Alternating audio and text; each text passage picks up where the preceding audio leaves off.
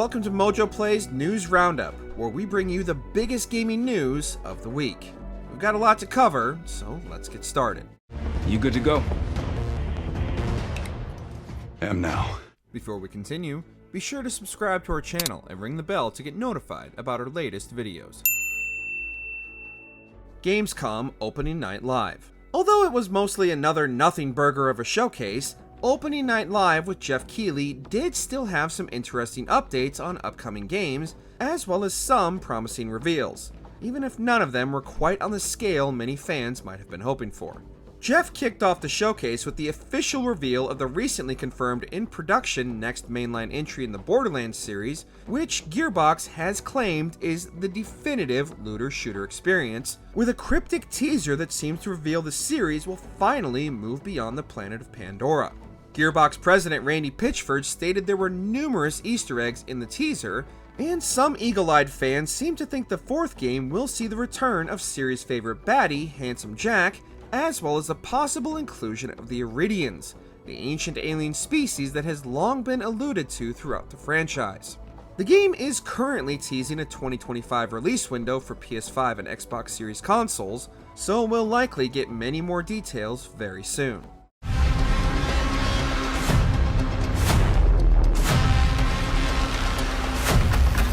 Call of Duty Black Ops 6 continues to impress with a new gameplay demo showcasing the numerous ways players will be able to approach missions, as well as continuing the series' trend of iconic and bombastic over-the-top set pieces. The Call of Duty franchise has long been in need of an update to its gameplay, and alongside the open-ended mission structure and the new freeform movement system, Black Ops 6 is shaping up to be just what the series has been needing for years. Just like that, huh? Just like that. Along with some smaller reveals, such as the original Goat Simulator getting a remaster while shamelessly lambasting all other remasters, Techland revealed a new entry in their Dying Light series subtitled The Beast. The game, according to Jeff, clocks in at around a solid 20 hours, and includes a new region to explore, and of course, many new undead killing tools at your disposal.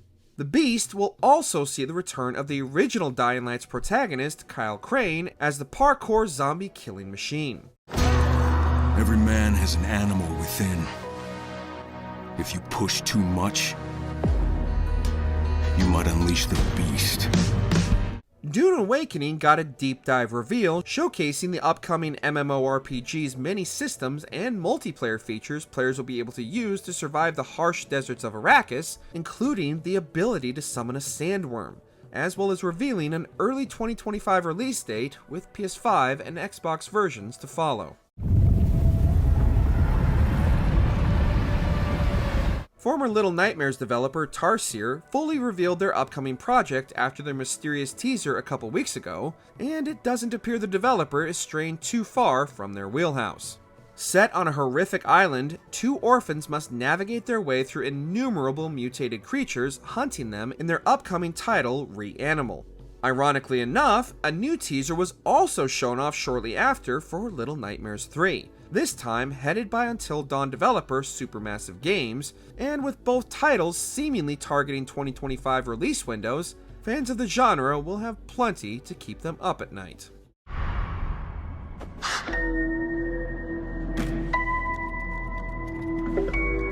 Starfield might not have set a new benchmark for Bethesda games, but the developer is still diligently working on patches and additional content leading up to their Shattered Space DLC on September 30th. One of these improvements comes in the form of the much-requested vehicle support for planet exploration, which Bethesda previously claimed wasn't possible. After initially being teased in a developer update, Bethesda shadow dropped the dune buggy, the Rev 8, which should make those long, boring treks across the empty planets a little bit more bearable.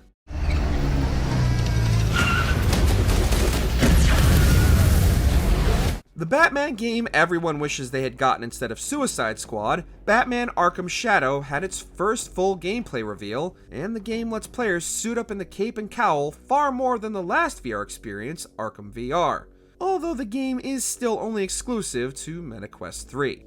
Roger Craig Smith, who voiced the Dark Knight in the too often overlooked Batman Arkham Origins, will reprise his role for the VR title, which releases on October 30th for the few of you out there with a MetaQuest 3. We repress our rage, our fears. It feeds the shadow deep inside us. In probably the most shocking reveal of the show, Jeff brought out infamous video game creator Peter Molyneux to reveal his next upcoming godlike game, Masters of Albion. It would seem that the creator has been extremely humbled over the years due to his habit of overpromising and under-delivering, as Masters of Albion is a very back-to-basics style game for the developer. Retaining the same name as the Fable series location, although Molyneux claims there's no relation, players will build up their settlements and can micromanage as much or as little of their townfolks' lives as they want, while also being able to take direct control of some characters whenever they wish. Funded by Molyneux himself, the game is nowhere near the scale of his previous works, and the rough build made it clear the game is still early in development. Let's just hope Peter lets the game speak for itself this time.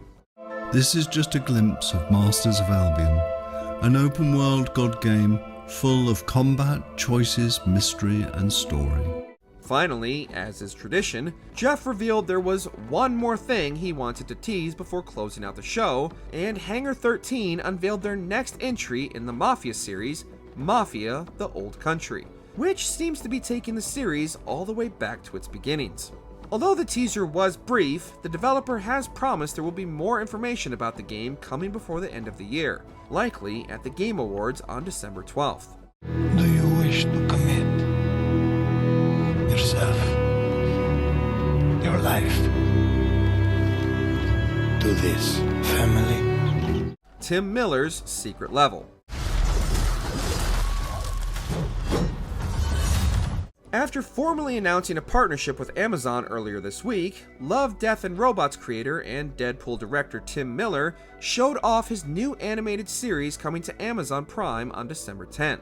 Developed by Miller's own Blur Studios, it will feature stories from a very impressive lineup of established characters and video game properties. These include, but are not limited to, Armored Core, along with the surprising reveal of Keanu Reeves, Sifu, Warhammer 40k, Mega Man, Unreal Tournament, The Outer Worlds, and a number of various PlayStation Studios games. Players are already catching glimpses of Ghost of Tsushima's Jin Sakai, as well as Kratos in what seems like a modern-day setting. Not much else is known about the series besides the stories taking place within the game's respective worlds, but given the quality of properties involved and the success of Miller's Netflix animated anthology, we're intrigued to see what new stories can be told within our favorite video games. It's a new adventure. The layoffs continue. It's a golden age for the underworld. The hits just keep coming, and this news story is starting to become a staple of these videos. Ubisoft announced earlier this week that they were laying off another 45 employees, this time from their San Francisco and North Carolina offices. This is in addition to yet another 45 employees the global developer had already let go back in April of this year. The developers let go from the North Carolina offices, also known as Red Storm Entertainment, had primarily worked on Tom Clancy titles as well as the recently canceled The Division Heartlands, which seemed to be nearing completion before its untimely end. Ubisoft's San Francisco offices had most recently worked on South Park: The Fractured But Whole, as well as Ubisoft's most recent attempt to break into the live service market, X-Defiant. Ubisoft has had no shortage of canceled projects and massive rounds of layoffs, despite claiming record sales and pre-order numbers for their upcoming titles, Star Wars Outlaws and Assassin's Creed Shadows, both of which release later this month and later this year, respectively. We can only hope this is where the cost-cutting measures end, but we all know this is a trend that will likely become more frequent as the industry continues to overspend and hemorrhage money despite record profits. War. Their soldiers killed everyone. All hail the Monkey King.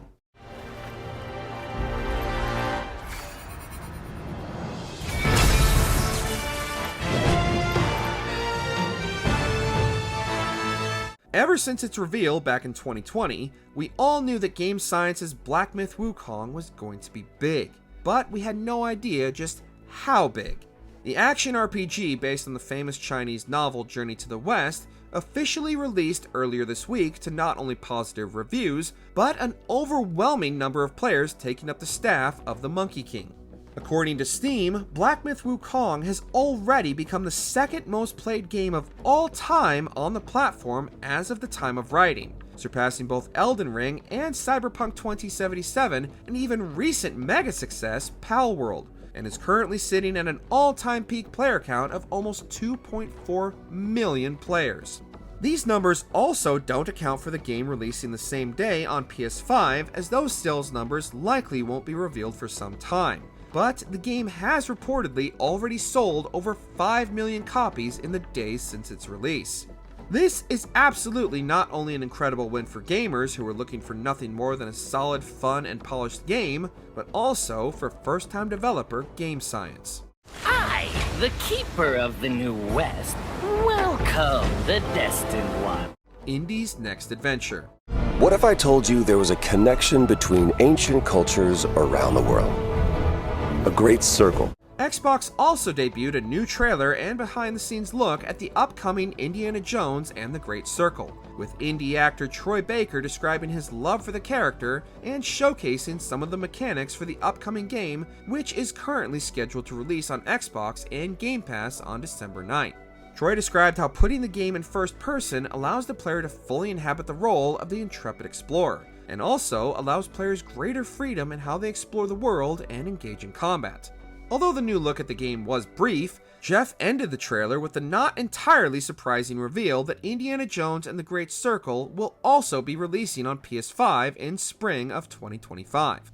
While this was expected by the gaming community, ourselves included, the release window is a lot quicker than expected, as the last time Microsoft gained the exclusivity rights to another globetrotting adventurer, Rise of the Tomb Raider didn't come to Sony consoles for a full year after debuting on the Xbox One.